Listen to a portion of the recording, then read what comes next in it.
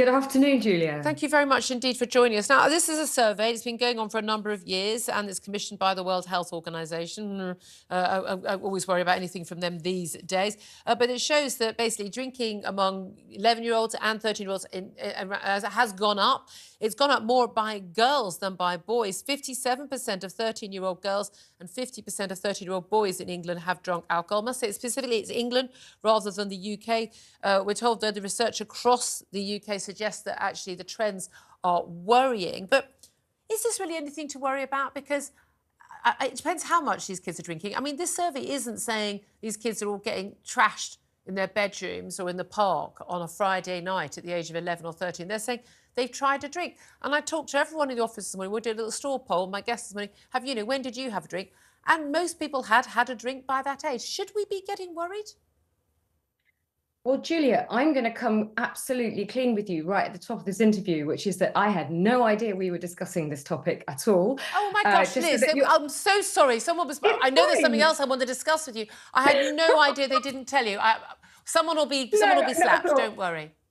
Don't worry, and nobody should be in trouble for this. This is part of the job, that we have to think on our feet and be able to answer questions you weren't expected. But I do just want you and your viewers to know that this is completely news to me. Don't worry, I do apologise for that.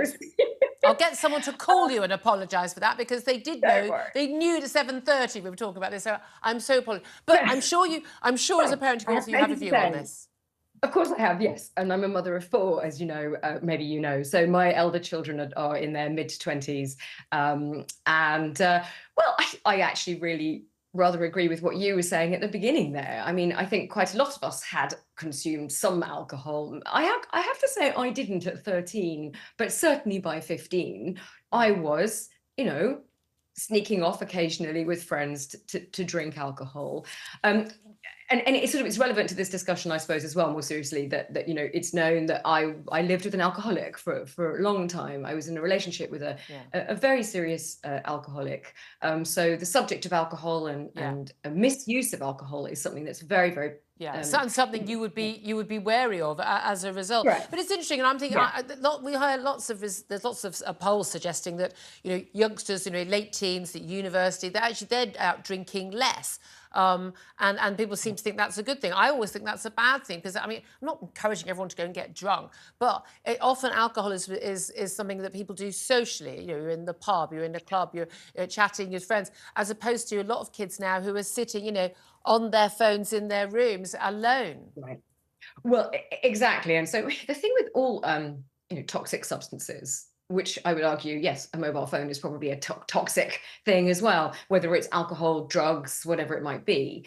It just depends on how you use it, and how you use it will depend on how you are as a person. So you won't misuse alcohol or misuse drugs or misuse the amount of time you spend online if you are happy and well and nurtured in all other ways in yourself. So it's not quite as simple as saying children should not, children as young as 15 should never be drinking alcohol. It's like, if they're doing it in a quote unquote normal experimental sort of way, and yes, sometimes they'll probably drink a little bit too much, and then we'll rein them in and have a chat. Are you okay?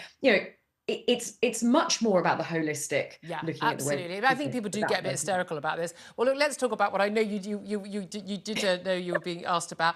This is about, well, I suppose parents of much younger children. I hope these kids aren't drinking, those who are needing nappies, because this came into the news about, we know that there's a lot of problem with the cost of living crisis. We know that people are turning to food banks. We also know that a lot of young parents of young children are really struggling with the cost of living, specifically over items like nappies. They cost a bleeding fortune.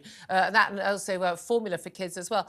Now, Sadiq Khan, the London Mayor, and I did read out the names of all the candidates for the London Mayoralty earlier in the show, so we covered our legals on that. But he has said in an interview with the Big Issue magazine that when he sees these security tags on baby products, basically to stop people from stealing them and to dissuade them from stealing them, he says it upsets him. And he said if he saw someone basically going to shoplift that sort of item, an item for a baby like nappies, he says that he would pay on their behalf. He said that situation, I'm afraid, has increased in the last 3 years, the cost of living crisis. What upsets me is the tags they have now on nappies, on baby foods, because of the issue that is in relation to someone who is shoplifting. In the hypothetical case, I suspect I'd take my wallet out and I would pay for it. Now, none of us would want to see a desperate mum or dad, unable to afford basics for their child, but is that the right reaction? I have to say, not if you're a senior politician. No, it's absolutely not. I mean, it might be for you or me to say that. And I imagine quite a few of your viewers have been in a situation where, let's say somebody's got to the front of the till and it turns out that they don't have enough cash or whatever. And you can say, it's fine, just, just make up the difference. That is an entirely different thing to somebody, who's in a very, very senior position in politics to say, I think it's okay from time to time, we shouldn't be taxed on these things because if people need to kind of nick them, then that's understandable. I think it's an unbelievable thing to say. There is a cost of living crisis. Yes, there is. And it's awful that people can't afford basics for their babies. Of course it is. Well, the question is, though, is that the case? Because I would query, if everybody who's got a young child who's on, say, benefits or minimum wage can't afford that, that's one thing. But that's obviously not the case. So what are they doing? How are they managing their funds that they can't afford those things? I'm terribly old-fashioned. I think it's a good idea not to have kids if you haven't got enough money to feed them all. Well, yes, unfortunately, that doesn't always work for all people. And often you do have a child at the point at which you did have enough money and then a cost of living crisis comes along and suddenly you don't. But you can't open the door to, well, you can nick this stuff, but you can't nick them. But they can take that stuff, but you can't. It's ridiculous. Yeah, that's the slippery slope. Liz Fraser, thank you so much for joining us. Really appreciate that.